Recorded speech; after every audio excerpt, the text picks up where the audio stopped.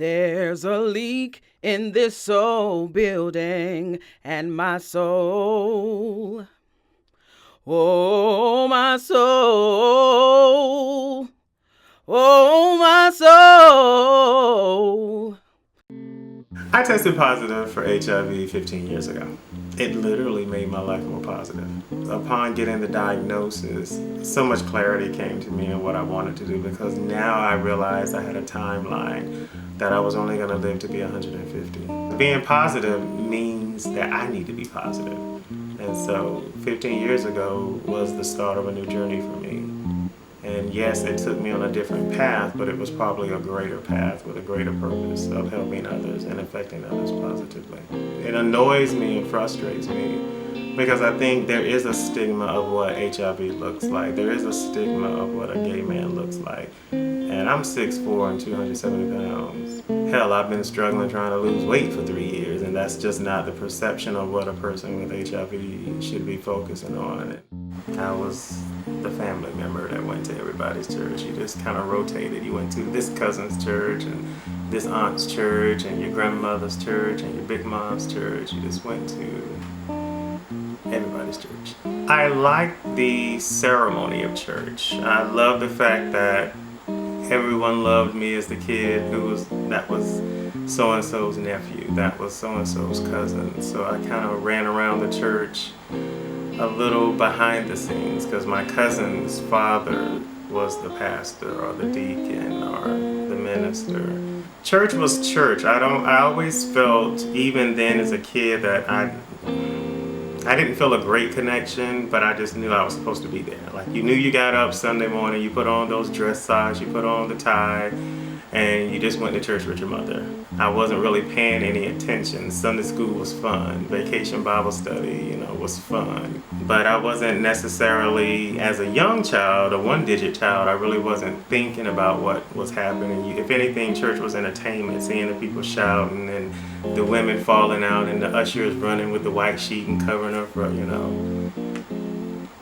up with the white sheet, and people getting Pompeii olive oil put on their forehead and all the anointing. It was theatrics to me. And I could say I didn't really grasp any of it until I started going into my early teens.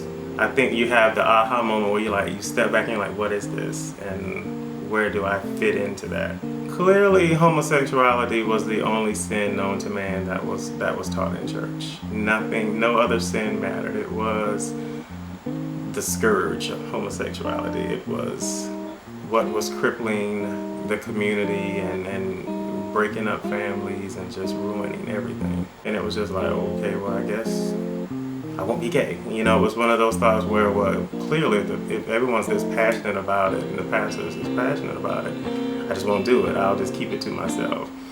And I think that was when I really started burying it and not really saying I was going to act upon it until I was a lot older. Even through bouts of being molested, it never really kicked in. I think when I was in a consensual interaction with someone my age and I realized, okay, this makes me feel good. This is something that I want to do and be a part of, it. It is me and it feels right.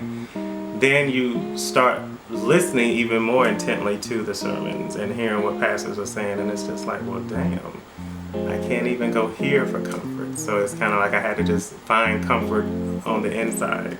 The judgment and hold in the black church, and even amongst family members and strangers, and everyone being so judgmental, I knew I couldn't feel safe there. And I wasn't a part of the clique, because I feel like churches really have these cliques, and if you're not down with one of the cliques, you're just an outsider. So there is no safety in the church. By 21, when I came out, I was just like, I'm over religion. I had a praying grandmother and a praying great-grandmother. I had a Big Ma and a Big Ma Queen. And the thing that fascinated me about them was that they did not need to be in church to be one with God. And my Big Ma Queen always taught me to have my conversations with God on my level.